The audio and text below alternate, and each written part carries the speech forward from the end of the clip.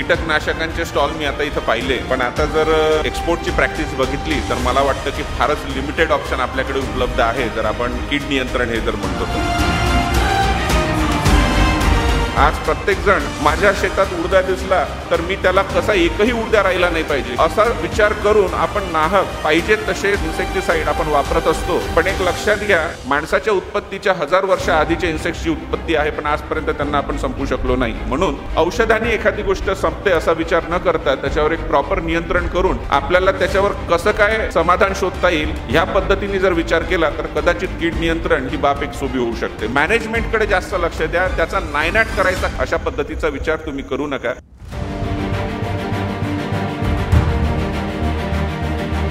सुरुवात मी market analysis पासून करतो.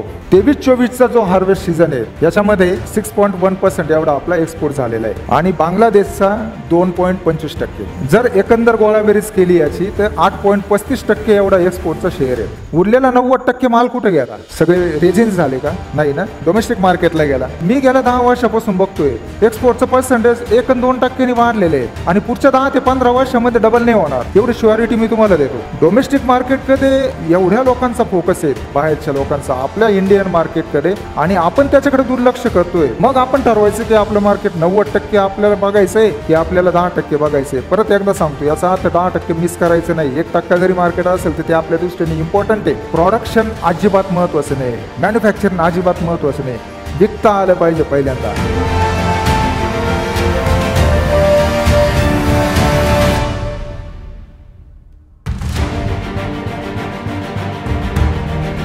आयुष्यामध्ये तुम्हाला एखादी गोष्ट जर गाठायची असेल तर एका विशिष्ट वेगाने त्या गोष्टीपर्यंत आपल्याला गेलं पाहिजे. मेजॉरिटी सगळे शेतकरी आहेत द्राक्षाचे, ते ह्या फेज मध्ये की त्यांना हे कळत नाही की मी फोर्स कुठं लावावा. आणि माझं व्यक्तिगत मध्ये तो फोर्स आहे छाटणीपासून ते सेटिंग पर्यंत. मुळे जे आहेत ते एक फार मोठं शस्त्र आहे. ज्या माणसाकडे सक्षम मुळे आहे, ज्या माणसाकडे निरोगी मुळे आहे, अशा झाडांमध्ये तुम्हाला कमी गळकूस दिसेल, अशा झाडांमध्ये तुम्हाला कमी गोळी घड दिसेल, अशा झाडामध्ये तुम्हाला बाळीवर जाणाऱ्या घडांची संख्या अतिशय नगण्य दिसेल, अशा झाडामध्ये तुम्हाला बेस्ट बेरी साईज दिसेल, अशा झाडामध्ये तुम्हाला बेस्ट कलर आलेला दिसेल. मग इतकं चांगलं शस्त्र जर आपल्याला माहिती नसेल तर मला सांगा, तुम्ही ती लढाई यशस्वी कशी काय जिंकू शकता?